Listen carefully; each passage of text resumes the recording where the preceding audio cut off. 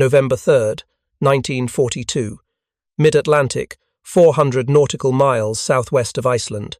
Oberstmart Wolfgang Hirschfeld gripped the hydrophone headset tighter as an unfamiliar sound penetrated the steel hull of U-609. Not the steady thrashing of destroyer propellers he'd learned to track with practiced precision. Not the ominous splash of depth charges entering water overhead. This was different. A series of small, distinct impacts, 24 rapid metallic thuds striking the ocean surface in quick succession, each separated by barely a heartbeat. In his post-war diary, later discovered in a Berlin archive, Hirschfeld would describe that moment with chilling clarity. "We heard them hit the water. 1, 2, 5, 10, 20 splashes. Too many for depth charges. Too deliberate. Then nothing. No explosions. Just those damned projectiles falling past us in the darkness, sinking faster than anything we'd encountered. We didn't know what they were. We only knew the British had deployed something new." For 17 seconds, the crew of U-609 waited in absolute silence. The boat lay at 230 feet, rigged for silent running, every non-essential system shut down. 46 men barely breathed. The captain, Kapitän Lieutenant Klaus Rudloff, had ordered radio silence until they understood this new threat. His hand rested on the dive plane controls, ready to take the boat deeper if necessary. Then came the silence that would haunt every man aboard for the rest of his life. The projectiles, whatever they were, continued their descent to the ocean floor 600 feet below. No explosions, no shockwaves, no turbulent water disrupting the destroyer's ASDIC sonar contact. The British escort above them never lost tracking, never broke contact, simply circled, maintaining perfect sonar lock on U-609's position. What Hirschfeld and his crewmates couldn't know was that they had just experienced the opening movement of a technological revolution that would transform U-boat warfare as decisively as sonar detection had done 18 months earlier. Those silent projectiles falling past their hull were Hedgehog anti-submarine mortars, 24 contact-fused bombs that exploded only upon direct impact with a submarine's hull. When they missed, they simply sank to the bottom without detonating. When they hit, they killed instantly. The mathematics were simple and terrifying. A standard British depth charge attack, dropping 5 to 10 charges in a pattern, achieved a kill rate of approximately 1.5%. The Hedgehog system, firing its 24 projectiles in a precise 130-foot circular pattern ahead of the attacking ship, would eventually achieve a kill rate approaching 20% more than 13 times more lethal than conventional depth charges. U-609 survived that encounter through luck and Rudloff's experienced seamanship. The escort eventually lost sonar contact and departed. But the experience transformed every man's understanding of underwater warfare. The British could now attack U-boats while maintaining continuous sonar contact. They could fire weapons that didn't disturb the water if they missed, allowing immediate follow-up attacks. Most terrifying of all, the silence when those projectiles missed meant the U-boat crew never knew if their position remained exposed or if they'd escaped detection. The journey to this moment had begun 18 months earlier in a dockyard laboratory in Portsmouth, England, where Royal Navy engineers wrestled with a fundamental problem that had plagued anti-submarine warfare since the Great War.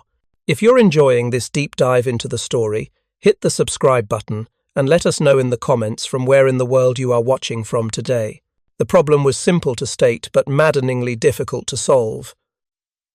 Sonar detection, introduced in 1918, and refined throughout the 1920s and 30s, allowed surface ships to locate submerged submarines with reasonable accuracy. But actually attacking those submarines required the escort vessel to pass directly over the target, breaking sonar contact in the final crucial moments before weapons deployment.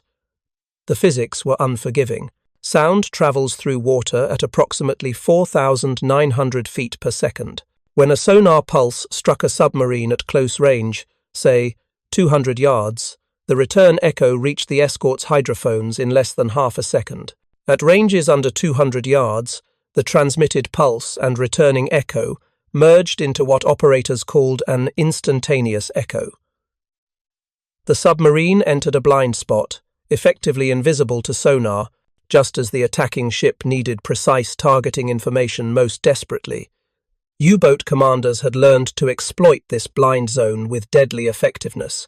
Captain Lieutenant Herbert Werner, who would survive the war, to write the memoir Iron Coffins, described the standard evasion technique in a 1944 patrol report captured by Allied forces. When destroyer propellers passed overhead, indicating the escort had lost ASDIC contact, we executed sharp course changes. 45 degrees to starboard, count to 30, then 90 degrees to port. By the time the escort's depth charges exploded at our previous position, we were 200 meters distant and diving deeper.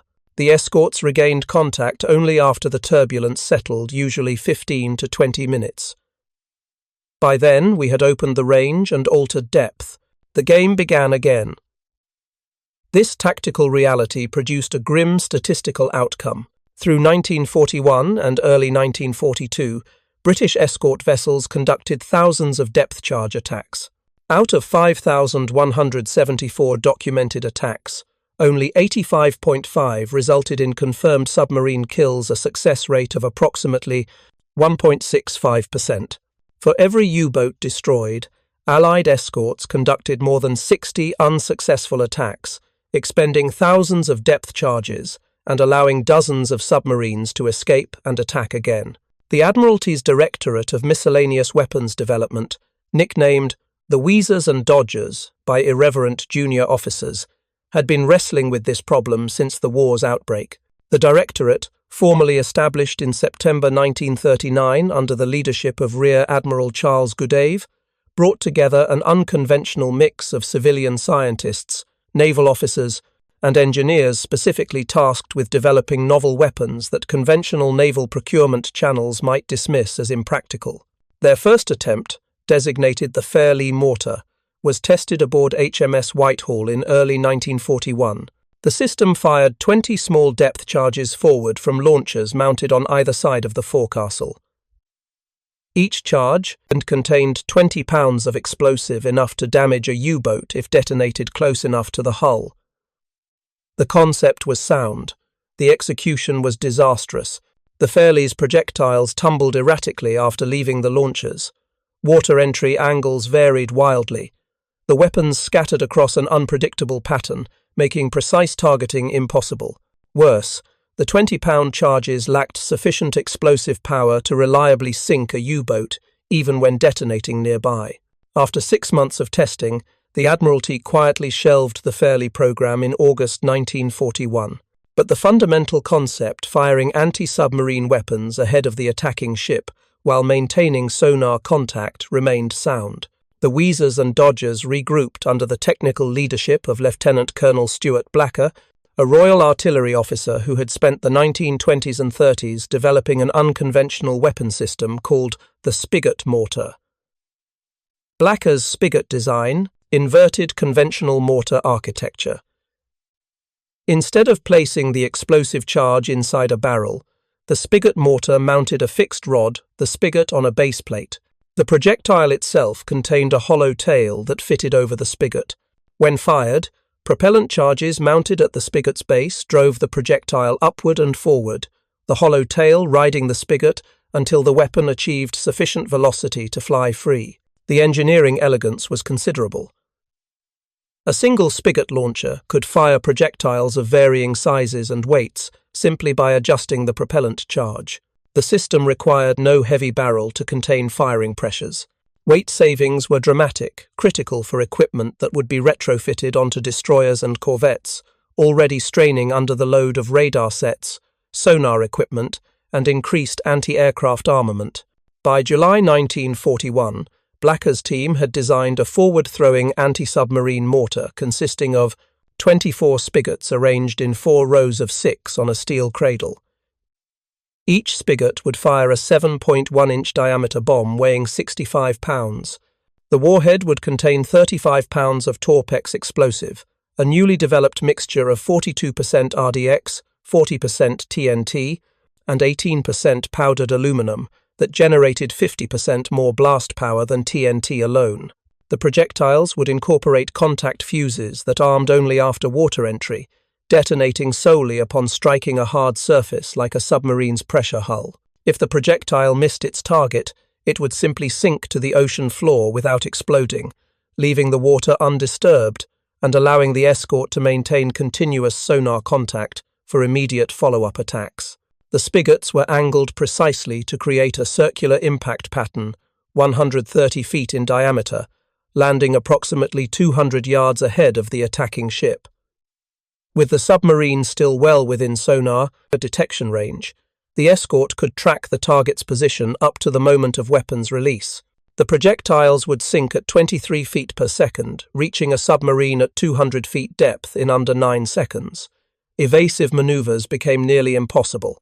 A prototype installation was mounted on HMS Westcott, a W-class destroyer, in May 1941. The weapon was designated anti-submarine projector in official documentation. Someone history doesn't record who noted that the empty launcher, with its 24 steel spigots protruding upward in regular rows, resembled the spines on a hedgehog's back. The nickname stuck. Initial testing in Liverpool Bay against a known wreck produced startling results. When the hedgehog pattern was centered correctly on the target, 3 to 5 projectiles achieved direct hits. Each impact hole measured 3 to 4 inches in diameter, not large by artillery standards, but catastrophically lethal at submarine operating depths. The physics of submarine pressure hull failure were well understood by naval architects but less appreciated by those who had never experienced them firsthand. At 200 feet depth, seawater exerts pressure of approximately 87 pounds per square inch. A 3-inch diameter hole at that depth admits water at approximately 400 gallons per minute. The submarine's internal air pressure begins rising immediately as flooding compresses the atmosphere inside the pressure hull. Within 30 seconds of a Hedgehog impact, the flooding submarine begins an irreversible descent. As the boat sinks deeper, external pressure increases, accelerating the flood rate. At 300 feet, 100 feet beyond the Type 7 U-boat's design, limit pressure reaches 130 pounds per square inch. Water enters through the breach at nearly 600 gallons per minute. Temperature inside the flooding submarine begins climbing as compressed air heats under, increasing pressure. At 200 degrees Fahrenheit, human lungs cannot function. At 300 degrees, exposed skin blisters. The crew has perhaps 3 to 4 minutes from initial impact to complete incapacitation. Most men would be unconscious from heat and pressure long before the hull crushed completely. And if the boat descended to crush depth approximately 700 to 800 feet for a Type 7 U-boat, the pressure hull would implode catastrophically. The collapse would occur in milliseconds. The inrushing water, moving at supersonic velocities, would kill every man aboard instantly through shockwave trauma before drowning became a factor. German submarine designers understood these vulnerabilities. Every U-boat carried damage control equipment, wooden plugs, rubber gaskets, emergency shore braces. But these measures addressed small leaks from loose fittings or hairline cracks. A 3-inch hole punched through quarter-inch steel plate by a 35-pound Torpex charge could not be plugged by any emergency procedure in the technical manuals. HMS Westcott's successful trials convinced the Admiralty to authorize full production in late 1941. By February 1942, the first production Hedgehog systems were being installed aboard escort destroyers and corvettes operating in the western approaches. Winston Churchill, briefed on the weapon's development, authorized unlimited resources for mass production and crew training. By November 1942, 100 Allied escort vessels carried operational Hedgehog installations. And on November 12, 1942, HMS Burwell achieved what the official records list as the first confirmed U-boat kill using the new weapon. The submarine was U-433, commanded by Kapitän-Leutnant Hans A., operating southwest of Ireland as part of a wolf pack attempting to intercept convoy ONS 144. The engagement began at 1400 hours when HMS Burwell obtained a solid ASDIC contact at 2,000 yards. The Type 7 C U-boat, running submerged at approximately 150 feet, was stalking the convoy from ahead, standard tactics, for a surfaced approach, followed by a submerged attack from the convoy's forward quarter. Burwell's commander, Lieutenant Commander SGC, Rawson, had attended the specialized Hedgehog training course at HMS Osprey, the Royal Navy's anti-submarine school at Portland. He understood the weapon's capabilities and limitations intimately. As Burwell closed the range, Rawson positioned his ship to place the submarine directly ahead, maintaining continuous ASDIC contact. At 800 yards, he ordered Hedgehog armed and ready. At 300 yards, with the submarine still perfectly tracked on sonar, Rawson gave the firing command. 24 projectiles arced upward from the bow, rising to a height of approximately 40 feet before plunging into the North Atlantic ahead of the destroyer. The pattern was perfect, a 130-foot circle centered precisely over the submarine's last known position. 17 seconds after impact, the escort's sonar operators counted 2 distinct explosions. Not the massive detonations of depth charges rupturing and expanding from preset depths. Sharp, hard cracks, the unmistakable sound of Torpex charges detonating against steel hulls. 30 seconds after that, debris began surfacing. Wood fragments, clothing, a submarine boot, diesel oil spreading in a rapidly expanding slick. Then, most tellingly, high-pressure air bubbles erupting from the depths, the sure sign of a pressure hull breach, allowing internal air to escape. HMS Burwell circled the area for 40 minutes, sonar operators listening intently for any sign of survival. Hydrophones detected only the sounds of progressive structural collapse, bulkhead failures, internal equipment breaking loose, the groaning of steel under impossible pressure. U-4-3 had descended below crush depth, with all 45 men trapped inside. There were no survivors. The technical success was undeniable, but initial operational deployment revealed significant challenges that would plague Hedgehog operations throughout early 1943. The weapon was temperamental, electrical firing circuits corroded in salt spray, mechanical components jammed when waves washed over the launcher in heavy seas. Most critically, many escort commanders viewed the weapon with deep suspicion. Royal Navy escort doctrine, developed through 2 years of hard experience in the North Atlantic, centered on aggressive depth charge attacks. Commanders would roar in at full speed, drop a pattern of 10 to 14 depth charges directly over the submarine's position, then circle for a follow-up attack while the water settled and sonar conditions improved. This approach was viscerally satisfying. The massive explosions, the towering geysers of water erupting from the surface, the shuddering hull of the escort as shock waves propagated through the ocean. All of this provided psychological reassurance that the attack was having effects on the enemy, even when it wasn't. Most depth charge attacks failed to sink the target, but they always produced spectacular explosions that felt like results. Hedgehog offered no such reassurance. A miss was silent. The projectiles simply sank to the bottom without trace. To commanders accustomed to the thunderous detonations of depth charges, Hedgehog attacks felt anticlimactic. When nothing happened after firing, crews assumed they'd missed completely. The psychological disappointment was profound. Moreover, Hedgehog required precise targeting based on continuous sonar tracking. This demanded better sonar operators, more disciplined attack approaches, and careful coordination between the bridge, the sonar room, and the weapons crew. Traditional depth charge attacks allowed for looser procedures, drop the charges roughly over the target area, and hope hydrostatic shock did enough damage. Hedgehog demanded technical precision that many escort crews simply hadn't developed in their training. The statistics from early 1943 reflected these operational challenges. Through the first 6 months of Hedgehog deployment, success rates hovered around 5%, only marginally better than depth charges and far below the weapon's theoretical capabilities.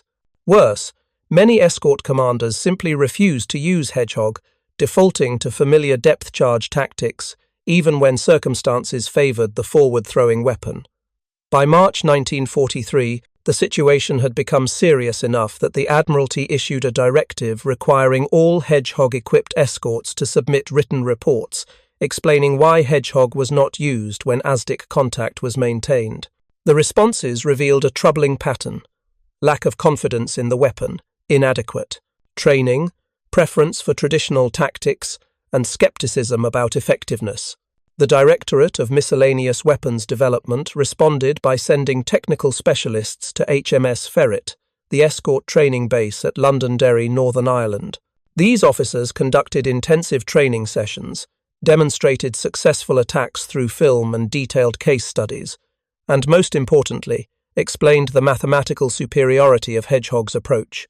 The key insight was this: depth charge attacks, even when they missed, disrupted sonar conditions so severely that immediate follow-up attacks became impossible. The submarine gained 15 to 20 minutes to execute evasive maneuvers, change depth, and possibly escape entirely. Hedgehog attacks that missed left sonar conditions pristine. The escort could immediately fire again and again and again, conducting multiple attacks in the time a single depth charge attack required. Furthermore, when Hedgehog projectiles did hit, they killed reliably. A depth charge had to detonate within approximately 20 feet of a U-boat to cause potentially fatal damage. Most of that explosive energy was absorbed by water, dissipating rapidly. A Hedgehog projectile striking the hull delivered its full 35 pounds of torpex directly against the pressure hull, with zero intervening water to absorb the blast. The hole it punched was catastrophic. Training improved. Confidence grew. By mid-1943, escort crews were beginning to understand and trust the weapon, and in the North Atlantic, German U-boat commanders were beginning to encounter it with increasing frequency and growing terror. Kapitän Lieutenant Peter Kremer, commanding U-333, experienced a Hedgehog attack in July 1943 while stalking convoy HX-248 southeast of Greenland. In his post-war memoir, U-Boat Commander, published by the Naval Institute Press in 1984, Kremer described an encounter that would reshape his understanding of Allied anti-submarine capabilities. "We were at periscope depth, tracking the convoy from ahead, preparing to dive and attack from the forward quarter. Suddenly, the hydrophone operator reported propeller sounds, a single escort breaking formation and accelerating toward our position. I ordered dive to 180 meters and rig for silent running. What happened next was unlike any depth charge attack I had experienced in 18 previous patrols. Instead, we heard objects striking the water above us, many of them, perhaps 20 or more, falling in rapid succession. Then we heard them sinking. Fast. Faster than depth charges. They were passing our depth within seconds. I ordered deeper, 230 meters. Still, the objects were sinking, passing below us now. Then nothing. No explosions. The escort above us never lost ASDIC contact. The pinging continued, constant and precise. We knew they knew exactly where we were.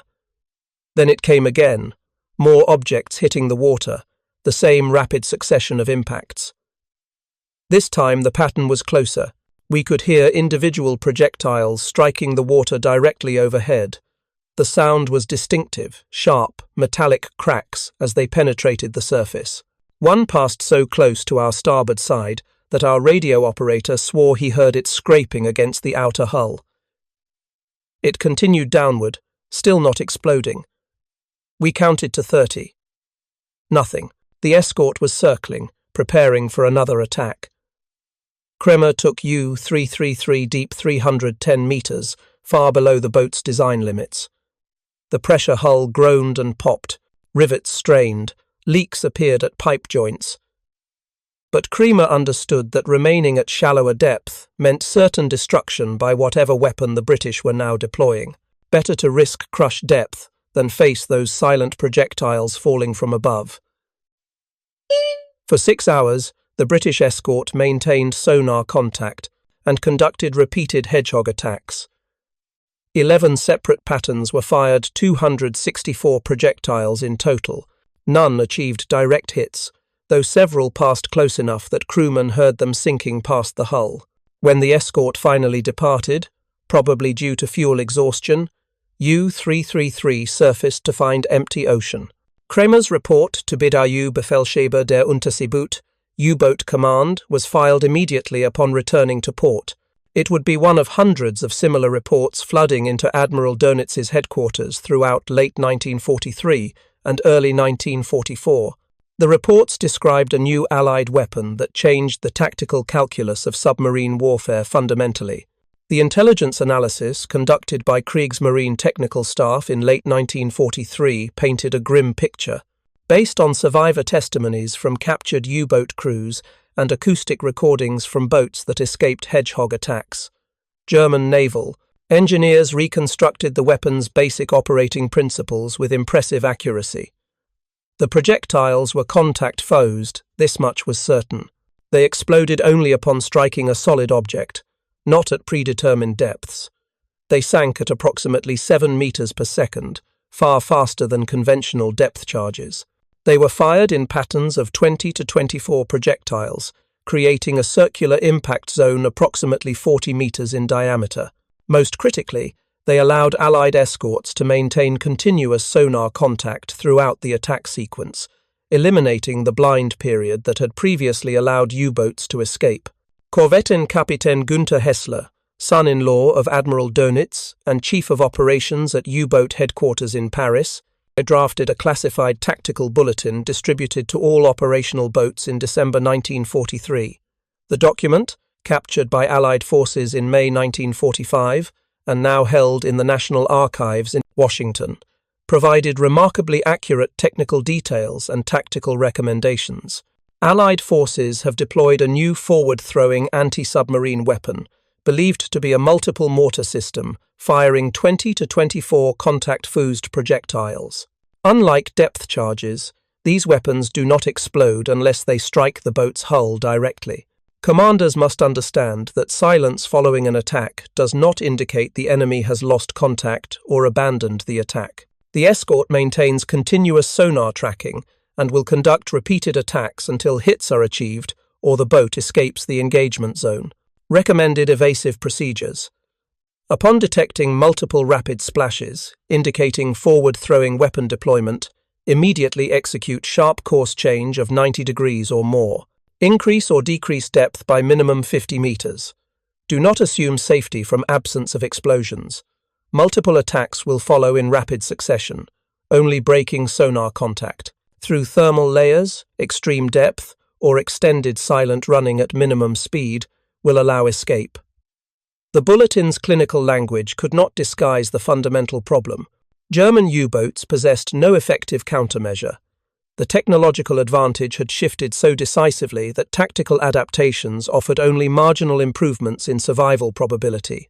A U-boat commander facing a Hedgehog-equipped escort could evade, could go deep, could run silent, but none of these measures guaranteed survival. The mathematics favored the hunters. By early 1944, Hedgehog success rates had climbed to approximately 20%, meaning 1 in every 5 attacks achieved hits, resulting in submarine destruction. This represented a kill rate more than 13 times higher than conventional depth charges. For U-boat crews, the psychological impact was devastating. Oberleutnant Zur C. Herbert Werner, serving as first watch officer aboard U-230 in early 1944, recorded the crew's mounting anxiety in his personal journal. Every man knows the statistics. 1 in 4 boats never returns from patrol. Those that do return carry crews marked by experiences no training prepared them for.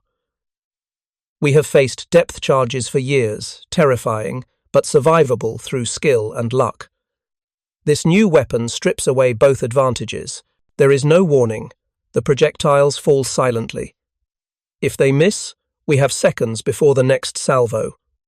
If they hit, death comes instantly through catastrophic flooding we cannot control. Werner's observations were confirmed by interrogation reports from captured U-boat personnel held at the Combined Services Detailed Interrogation Centre at Latimer House in Buckinghamshire, England. British intelligence officers, skilled in psychological assessment, noted recurring patterns in prisoner testimonies throughout 1944. One report, dated April 15, 1944, summarized interviews with survivors from U-545, sunk by HMS Vindex on February 9th. Prisoners display signs of severe psychological trauma, unrelated to immediate combat stress. When questioned about anti-submarine weapons, subjects become agitated, particularly when discussing silent attacks or falling bombs. Multiple prisoners independently described attacks, where bombs fell like rain but didn't explode. Then the ship attacked again, and again, never losing contact. Psychological assessment indicates these crews lived in constant fear of weapons they could neither predict nor counter. The contrast with depth charge attacks was stark. When depth charges exploded, U-boat crews experienced immediate sensory feedback. The massive detonations, the shock waves propagating through the hull, the terrifying sound of exploding ordnance. All of this was horrifying but comprehensible. Men knew they were being attacked. They could hear their enemy's weapons. When the explosions stopped, they could reasonably hope the attack had ended. Hedgehog attacks offered no such psychological anchors. The projectiles fell silently. When they missed, there was no explosion to mark the attack's conclusion. The escort simply circled and attacked again, maintaining perfect sonar contact. U-boat crews sat in darkness, listening to splashes overhead, counting seconds as projectiles sank past their position, never knowing if the next pattern would achieve the hit that would kill them all within minutes. Feldwebel Hans-Georg Hess, radio operator aboard U-505, survived his boat's capture by USS Guadalcanal on June 4, 1944. During interrogation at Fort Hunt, Virginia, officially designated P.O. Box 1142, Hess provided detailed testimony about a Hedgehog attack experienced during U-505's previous patrol in April. "We were at 190 meters when the attack began. The hydrophone operator reported the escort directly overhead. Then, we heard the splashes, many of them, more than we could count. The chief engineer whispered, 'Minen mines, but they weren't mines. They were sinking too fast.' The first pattern passed us. No explosions. The captain ordered deeper, 240 meters. We could hear the escort's propellers circling.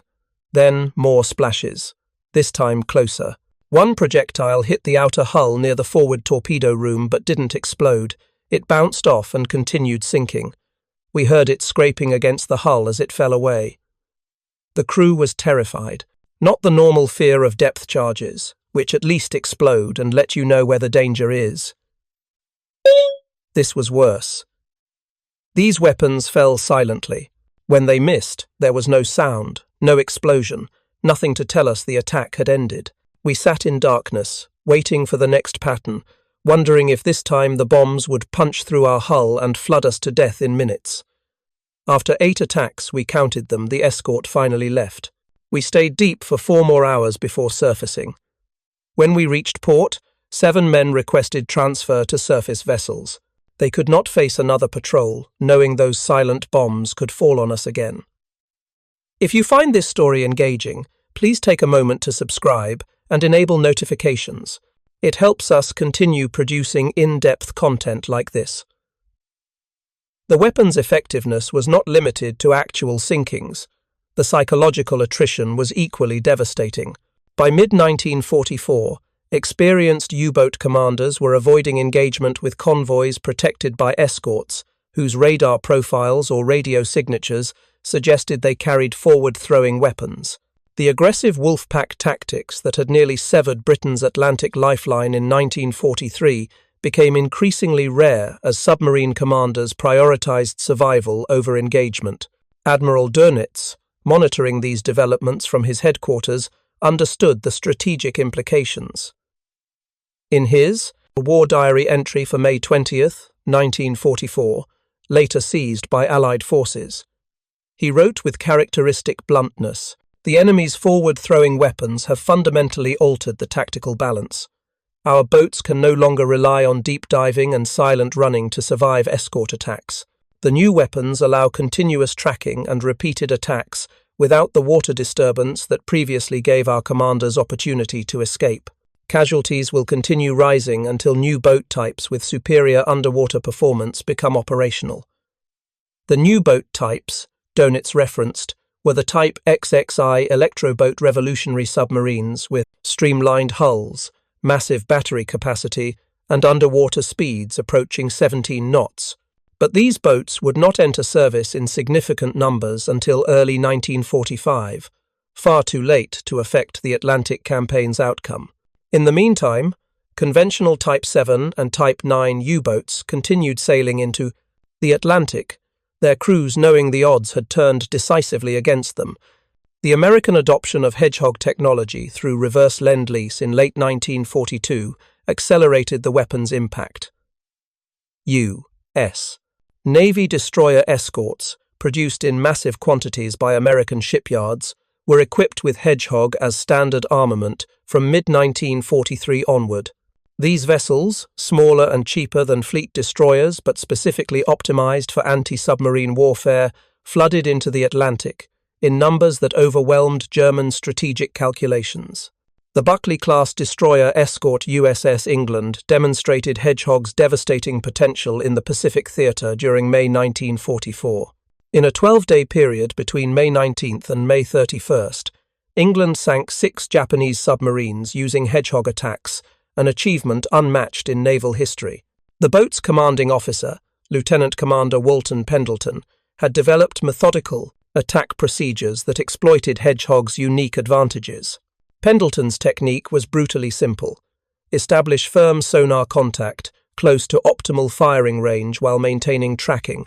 Fire a Hedgehog pattern centered on the submarine's last known position, then immediately prepare for follow-up attack without waiting to assess results. If hits were achieved, debris and oil would confirm the kill within minutes. If the pattern missed, sonar contact remained pristine, and the next attack could commence within 2 to 3 minutes, the time required to reload the Hedgehog launcher. On May 19th, England detected I-16, a Japanese submarine operating near the Admiralty Islands. Pendleton executed his standard procedure. The first Hedgehog pattern missed. The second pattern achieved 2 hits. I-16, a large Type KD submarine displacing 2,900 tons, sank with all 94 crew members. 48 hours later, England detected and sank RO-106. With a single Hedgehog pattern, 4 projectiles achieved direct hits. The submarine sank in less than 3 minutes. 3 days after that, England sank RO-104. 2 days later, RO-116. On May 26th, RO-108. On May 31st, RO-105. 6 submarines in 12 days, a record that would never be equaled. When news reached Admiral Ernest King, Commander-in-Chief of the U.S. Fleet, he issued a bulletin to all Pacific forces. There will always be an England in the United States Navy. The destroyer escort had demonstrated what properly trained crews using Hedgehog with methodical precision could achieve. German U-boat commanders received intelligence briefings about England's rampage. The psychological impact rippled through the entire U-boat force. If a single American escort could destroy 6 submarines in less than 2 weeks, what did that imply about the overall tactical situation? The mathematics were inescapable. Allied escorts had achieved technological and tactical superiority so decisive that submarine operations had become suicide missions disguised as military patrols. Kapitän Lieutenant Werner Henke, commanding U-515, achieved considerable success during his Atlantic patrols, sinking multiple merchant ships and earning the Knight's Cross. But when his boat was detected and hunted by USS Guadalcanal's task group in April 1944, the engagement demonstrated how Hedgehog had transformed hunter-killer operations.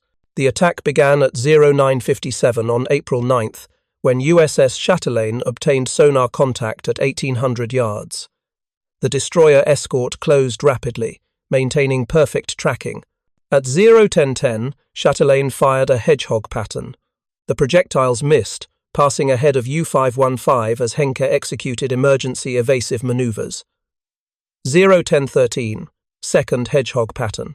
Another miss, but Chatelaine never lost sonar contact. The escort immediately prepared for a Promolace's armso. Third attack. 01017, third Hedgehog pattern.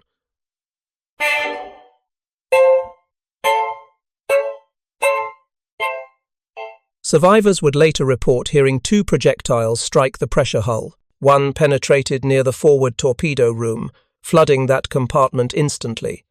The other struck amidships, breaching the control room. Within 90 seconds, U-515 was taking water through 2 3-inch holes, flooding at a combined rate exceeding 700 gallons per minute. Internal pressure began rising immediately. Temperature climbed as compressed air heated.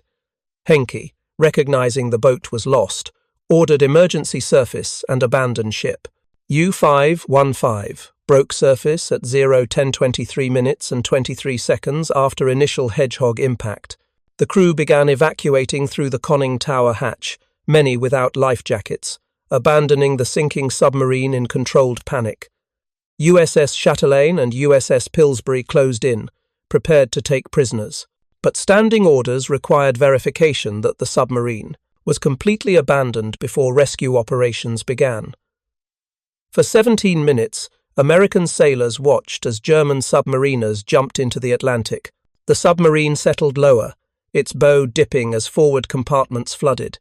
At 0:10:37, U-515's stern rose vertically, the submarine standing nearly perpendicular to the ocean surface. Then it slid beneath the waves, descending to the Atlantic floor 15,000 feet below. 43 German sailors were pulled from the water. 16 had died during the attack or drowned during evacuation. Henke was among the survivors, emaciated and exhausted from months at sea, but alive. He would spend the next 2 months in American captivity before attempting escape from Fort Hunt Interrogation Center on June 15, 1944.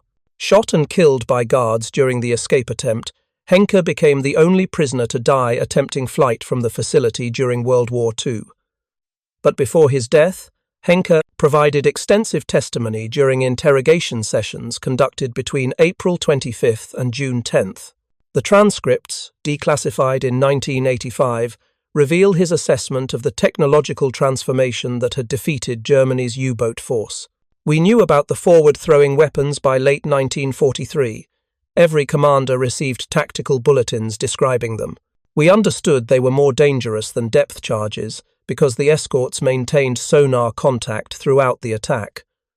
But knowing this intellectually and experiencing it operationally are completely different matters. When my boat was attacked, the psychological impact was immediate and overwhelming. Those projectiles fell silently. We heard them striking water, many of them, perhaps 25 or 30 in rapid succession. Then we heard them sinking, faster than anything we'd encountered before. They passed our depth in seconds. When they didn't explode, I thought we were safe. That's what years of depth charge experience taught us. No explosion means we're outside the danger zone. But the escort above us never broke contact. The sonar pinging continued without interruption. Within 2 minutes, more projectiles were falling. Then again, and again. The crew's discipline held through the first 3 attacks. By the 5th attack, men were showing signs of breakdown. One sailor in the engine room began praying loudly. Another was weeping. The hydrophone operator reported he couldn't distinguish individual projectiles anymore. They were falling so rapidly, in such numbers, that the sound merged into continuous noise. When the hits came, I knew immediately the boat was finished. The sound was distinctive, sharp metallic cracks, followed immediately by the roar of inrushing water under pressure. You cannot stop that flooding with wooden plugs and rubber gaskets. The water enters faster than human beings can react. We had perhaps 2 minutes from impact to surface order. Any longer and internal pressure would have prevented opening the hatches. We would all have died trapped inside. Henke's testimony confirmed what Allied naval intelligence had suspected. Hedgehog's psychological impact exceeded its direct lethal effectiveness. Yes, the weapon achieved a 20% kill rate impressive by any standard. But equally important was the terror it instilled in crews who survived attacks.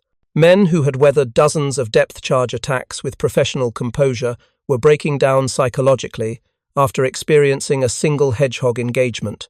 The weapons stripped away the psychological defenses that allowed U-boat crews to function under pressure. Depth charges, however terrifying, followed predictable patterns. They exploded whether they hit or missed, providing sensory confirmation that the attack had concluded. Crews could count explosions, estimate depth settings, assess proximity. This cognitive framework, however, frightening, allowed men to process their fear through analysis and experienced assessment. Hedgehog destroyed that framework. The projectiles fell silently. They might hit, they might miss. There was no way to know except through direct impact, which meant instant death for most of the crew. The silence when projectiles missed provided no psychological relief because the escort maintained perfect tracking and would attack again within minutes. The stress became cumulative, building with each attack cycle, until even experienced crews showed signs of psychological collapse.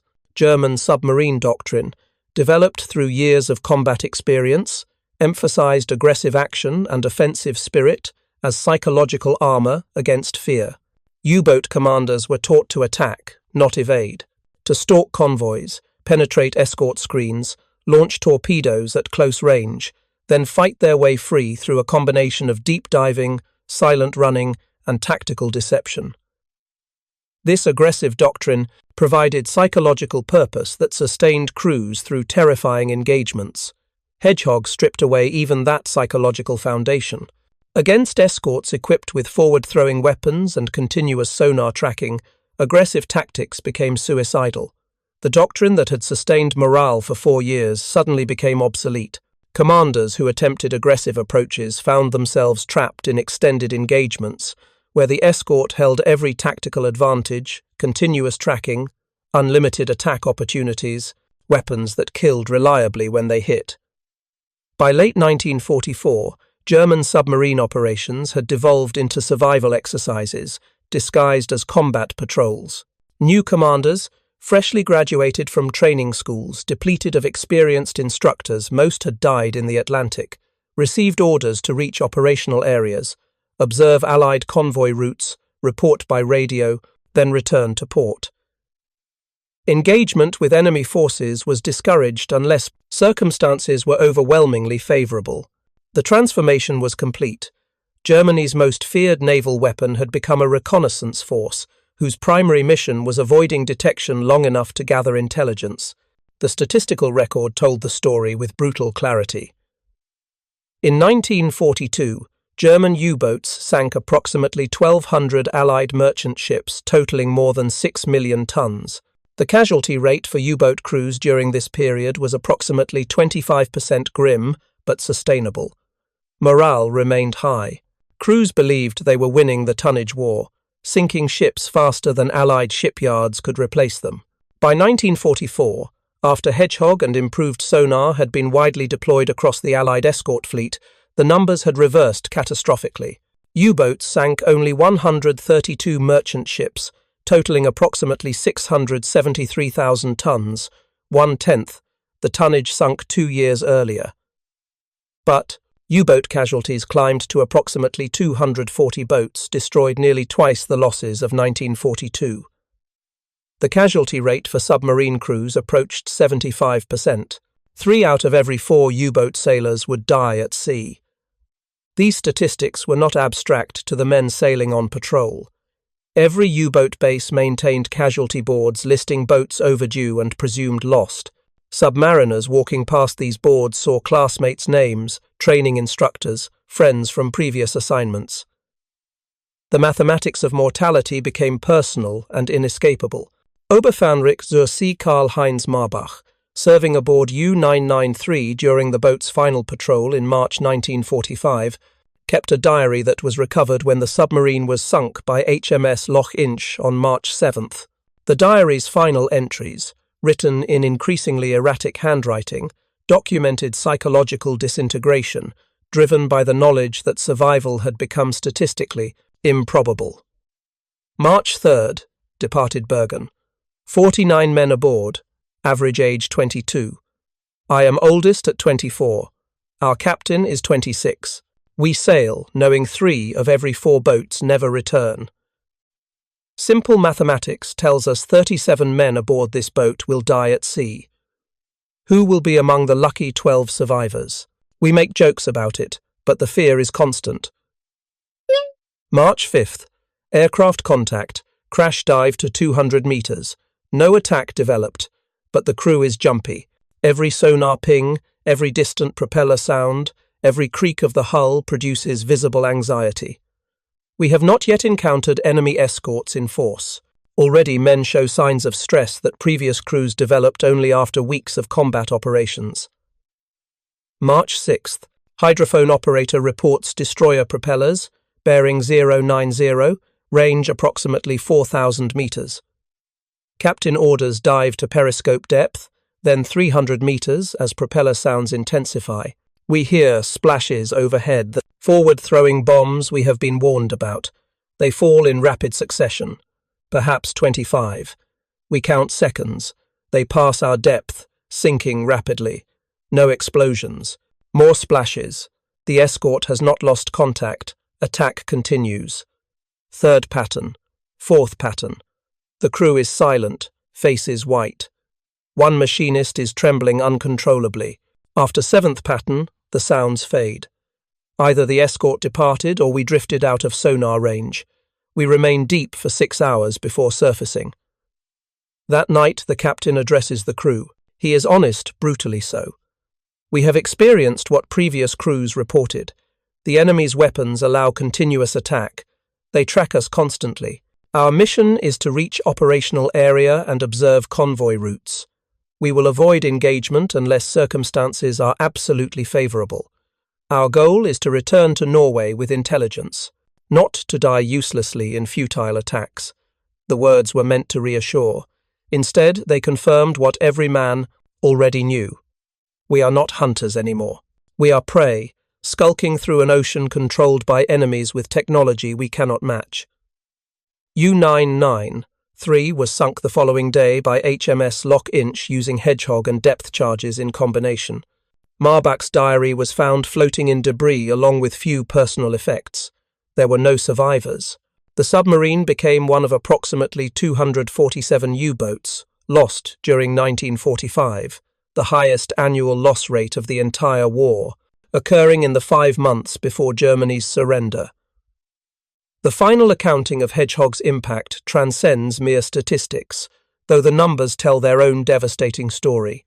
268 documented attacks achieving 47 confirmed kills, a success rate of 17.5% compared to depth charges' 1.65% kill rate, representing more than a tenfold improvement in lethality that fundamentally altered the Atlantic campaign's mathematics.